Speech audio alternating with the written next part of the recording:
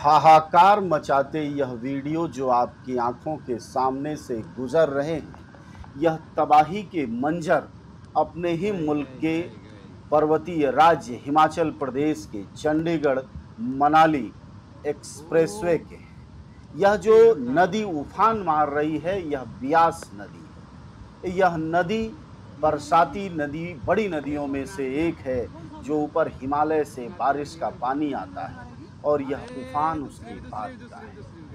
यह तबाही जब हम देखते हैं तो दांतों तले उंगलियां दबा लेते, हम त्राहि त्राहि करने लगते हैं।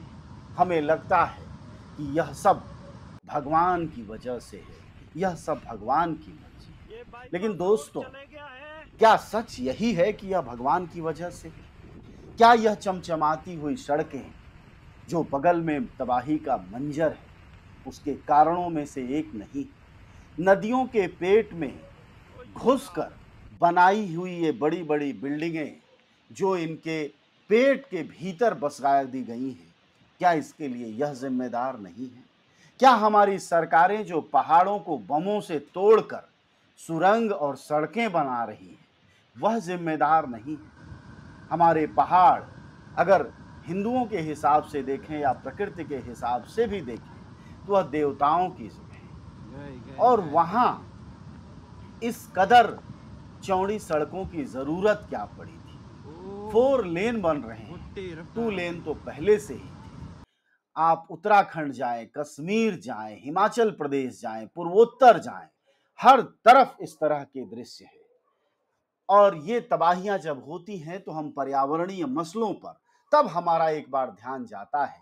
अन्यथा स्कूल में टीचर पढ़ा रहा हो, कॉलेज में प्रोफेसर हो, या फिर समाज में बोलने वाला पर्यावरणविद हो, वह जब अपनी बात कहता है तो किसी भी जाति धर्म के मसले से बहुत मामूली उसकी बात सुनी जाती है।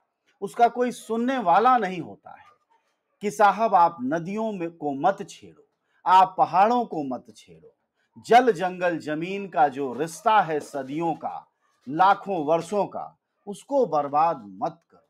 लेकिन न सरकार सुनती है, न सरकार के शागिर्द सुनते हैं, और जनता को भी लगता है कि यही विकास है।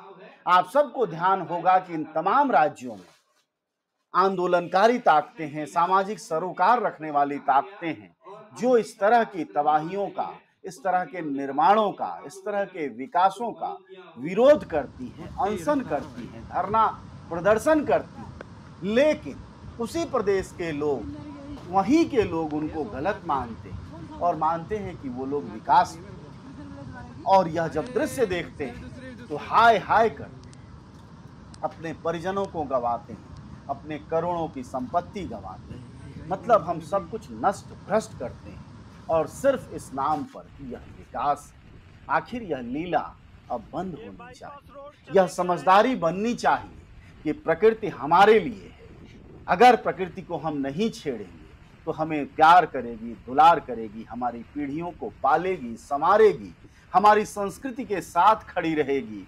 हम समुद्र में रहें, नदियों में रहें, पहाड़ों में रहें, हर जगह हमें जीवन देगी, हमारी पीढ़ियों को भी सब कुछ देगी। लेकिन अगर हम इसी तरह से पर्यावरणविदों की बात, जानकारों की बात, संघर्ष करने वाले साधु संतों की बात नहीं सुनेंगे, और हमको लगता है कि जाति धर्म के मसले, मोदी राहुल के मसले ज्यादा बड़े हैं और वही बड़ी बातें हैं, तो इस पर एक बार ध्यान देना चाहिए। अन्यथा यह जो हृदय विदारक दृश्य आपको कंपा देने वाला है, यह सिलसिला रुकता हुआ भविष्य में नहीं दिख रहा है।